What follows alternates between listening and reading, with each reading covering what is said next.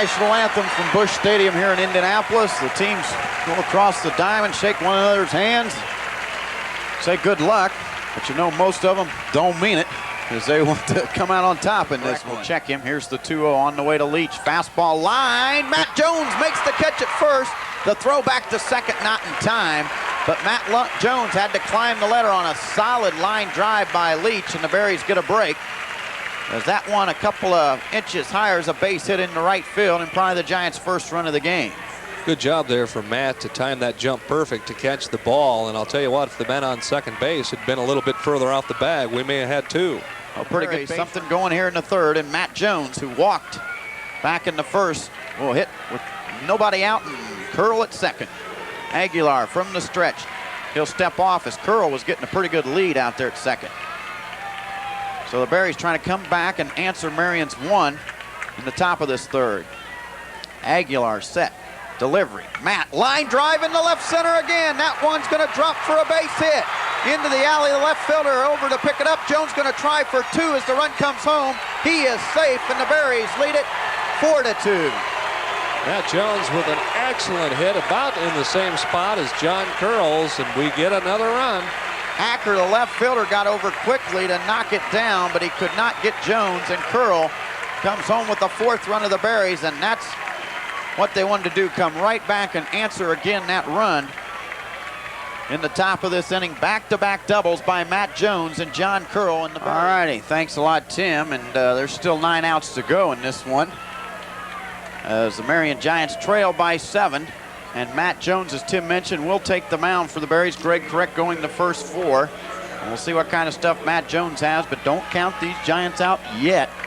Top of the order, Shelby Bowen, Ryan France, Casey Clevenger to face Matt Jones. Matt's first offering to Bowen, and it's a fastball swung on and missed. Well, looks like Matt's got a good fastball anyway. Yep. Into the wind, and here's this 1-2 fastball, ground ball to the right side. Matt Jones, a diving stop. He'll flip to Hilton in time. Oh, Matt Jones, a sparkling play at first base. Well, the Logansport fans tickled pink by that, and Marion not very happy. It looked like it could have been called to tie by the umpire, but again, he gave the shadow of the doubt to Logansport. So a great play from Matt Jones going to his, what would be his right side. He's a lefty, made the stab, got up, walked a little bit toward the first base side, made the throw to Willie Hilton, and they got him. Oh, what a play by Matt Jones.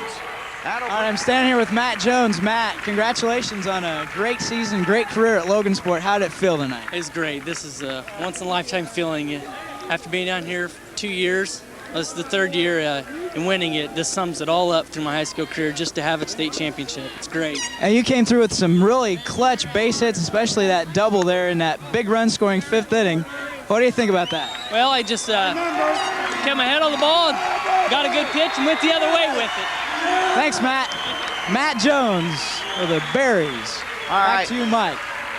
Hello, everybody. Here with legendary principal Matt Jones, a alumni of LHS.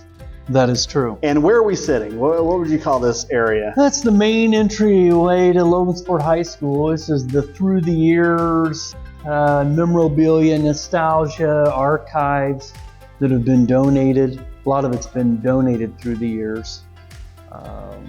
Old Tattlers, Magpies, Cords, Felix the Cat.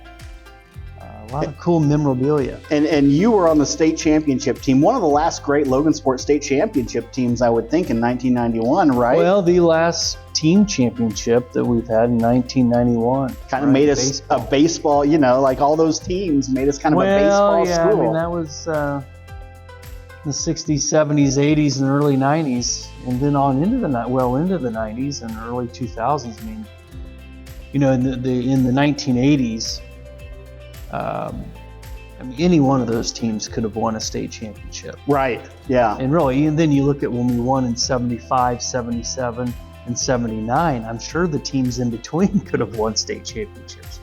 So to have 4 is quite of an accomplishment. But there were so many other outstanding teams in that era that were nearly as good, or I mean, they definitely could compete to win it all. And while you were putting kind of the black under your eyes and eating the big league chew or whatever you guys were doing back in the day, that's bubble gum, folks. Yeah. You know, and I was probably a little kid running around. And you're like, oh, there's Ryan's brother, and you know, as concession stand, give me a suicide, getting all the the different drinks and things, some nachos, little rectangular pizzas. But now time has passed, and I'm starting to get notifications on my phone. So we're going to move on to the music portion of this. Now, I'm going to play you 10 seconds of a song that was #1 on the Billboard Hot 100 when you graduated, basically, in your graduation year. Is this Casey Kasem? There's no Casey Kasem. I'm saving that for my radio show. July 27th. 1991. I'm sure you remember. So we just graduated. We just won the state championship in June. So in the middle of the summer. Okay. We're looking for title and artist. Here we go. Title and artist. Here we go.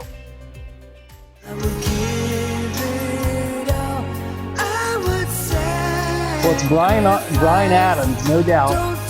Great Canadian musician. It's to the movie. It's to a movie. Robin Hood, Prince of Thieves. Robin Hood, Kevin Costner. I would die for you. I'm close. I'm giving you a point for the Brian Adams, but Brian Adams. Everything I do it for you. That's right. That's all right. I was in the ballpark.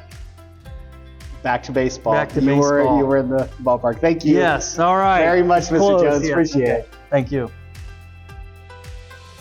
We are here in the Logansport High School greenhouse with Mrs. Fishburne, one of our great teachers that have joined us here at LHS that we hope never leaves. She can never leave. Started the FFA, just all kinds of stuff going on in here. And she's agreed to do our music quiz. I'm very excited. Yep. Mrs. Fishburne, you're our youngest contestant in this quiz that started with Mr. Cahalan in 1975. Nice. And now we're going to end with the youngest here with you. All right. You graduated from Argos High School, correct? Correct. In Indiana? Yep. Argos, about an hour south, or hour north of here. And this song, we're going to play 10 seconds. I want title and artist. This song was #1 on the Billboard Hot 100, October 23rd of 2015. Oh, easy. You graduated? Yep. 2015, the day of Back to the Future 2. You were graduating. That's amazing. Yes. Okay, so here you go. You ready? Yeah.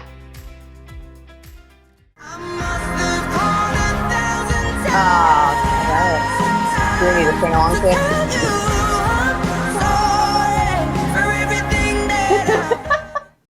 That's Hello by Adele. That's right. Hey! There we go. Woo! Very nice. Thank you.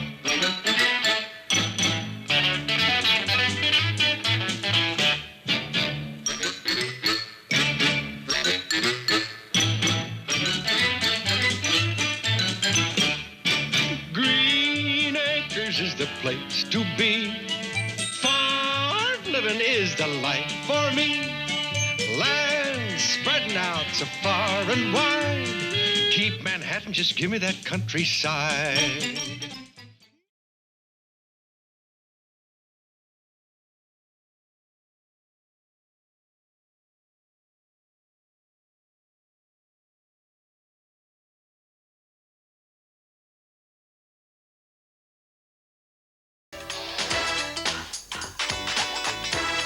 And now, the #1 song of 1991. It's the song that brought back one of the great rockers of the 80s. A man who spent the decade hitting big with songs like Straight from the Heart, Run to You, Heaven, Summer of '69, and Heat of the Night. But in 1987, this Canadian superstar decided to take a few years off to think about things. And it wasn't until 1991 that he came back. And what a comeback. Brian Adams returned with the biggest hit of the year. Here's Everything I Do It For You. Look into my eyes, you will see what you mean to me. Such a heart, such a soul.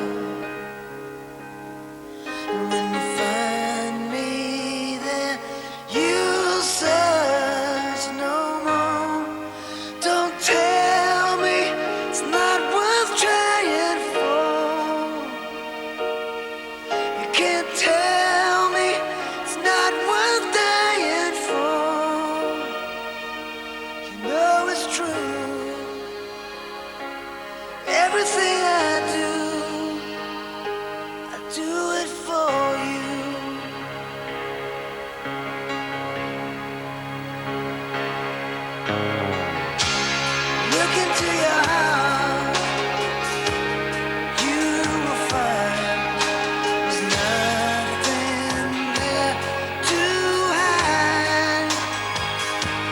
Take me as I am, take my life. I will give it all. I would sacrifice. Don't tell me it's not worth fighting for. I can't help it. There's nothing I want more. You know it's true. Everything I do it for you.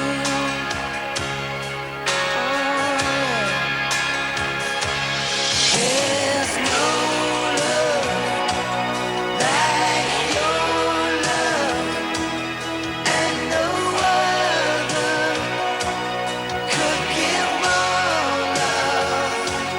There's no way unless you're there all the time, all the way, yeah.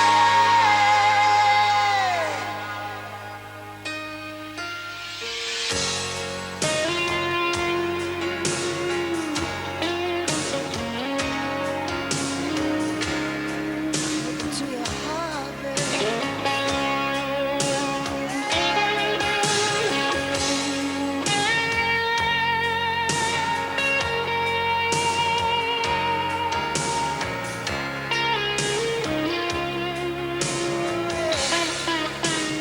Oh, you can't tell me it's not worth trying for. I can't help it. There's nothing I want more. Yeah, I would fight for you. I'd lie for you. Walk the wire. From the soundtrack of the hit movie Robin Hood, that's Bryan Adams with a song that spent 7 weeks at #1. He has the biggest hit of 1991 with Everything I Do It For You. Now, let's answer our trivia question. It comes to us from Melissa Ellis of Vaughan, North Carolina, where she watches the show on Channel 11 in Raleigh. Melissa wants to know, in the 80s, which female singer had the most #1 hits on the pop singles chart? Well, there's a tie for that mark between a woman from Michigan and a woman from New Jersey. Both the Michigander and the New Jerseyite scored with 7 #1 songs during that decade, and in both cases, those #1s were in the second half of the 80s, meaning those two really sizzled. There's a tie between Madonna and Whitney Houston with 7 #1s each. There's your answer, Melissa. Thanks for writing in.